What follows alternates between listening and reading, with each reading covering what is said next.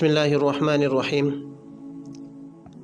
آج کی حدیث اس حوالے سے ہے کہ کیا مسلمان میت کو چومنا جائز ہے یا نہیں۔ اس حوالے سے حضرت عائشہ رضی اللہ تعالیٰ عنہ فرماتی ہے ان رسول اللہ صلی اللہ علیہ وسلم قبل عثمان ابن مظعون، کہ نبی کریم صلی اللہ علیہ وسلم نے حضرت عثمان ابن مظعون رضی اللہ تعالیٰ عنہ کی وفات کے بعد ان کو بوسہ دیا، یعنی ان کو چوما، اور ان کی میت پر روئے، یہاں تک کہ آپ صلی اللہ علیہ وسلم کے آنسو حضرت عثمان رضی اللہ تعالیٰ عنہ کے چہرے پر ٹپک کر بہہ نکلے۔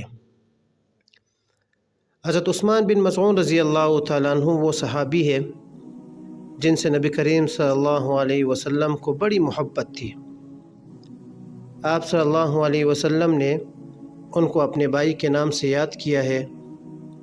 مہاجرین میں سے یہ پہلے انسان ہے جن کا مدینہ منورہ میں انتقال ہوا تھا، اور یہ پہلے انسان ہے جن کی وجہ سے جنت البقیع کی بنیاد پڑی۔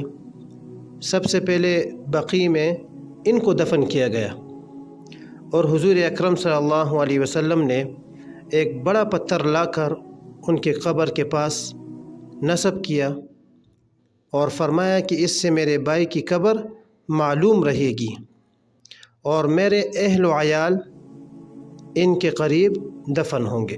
اس سے کچھ باتیں ثابت ہوتی ہیں۔ پہلی بات یہ ہے کہ مسلمان میت کو چومنا جائز ہے، جس کے نبی کریم صلی اللہ علیہ وسلم نے حضرت عثمان ابن مظعون رضی اللہ تعالیٰ عنہ کو ان کی وفات کے بعد بوسہ دیا، یعنی ان کو چوما۔ اور عام طور پر لوگ پیشانی پر بوسہ دیتے ہیں، تو یہ بوسہ دینا جائز ہے۔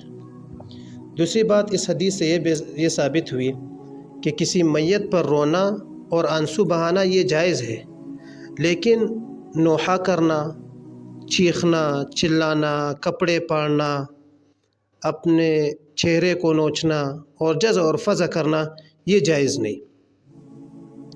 تیسری بات یہ معلوم ہوئی کہ قبر کو معلوم رکھنے کے لیے اس پر کوئی نشانی رکھنا جائز ہے، جس کہ آج کل لوگ قبر کے سر کی طرف سے کوئی ماربل لگاتے ہیں یا کوئی پتھر لگاتے ہیں جس پر میت کا نام لکھا ہوتا ہے، تو یہ جائز ہے۔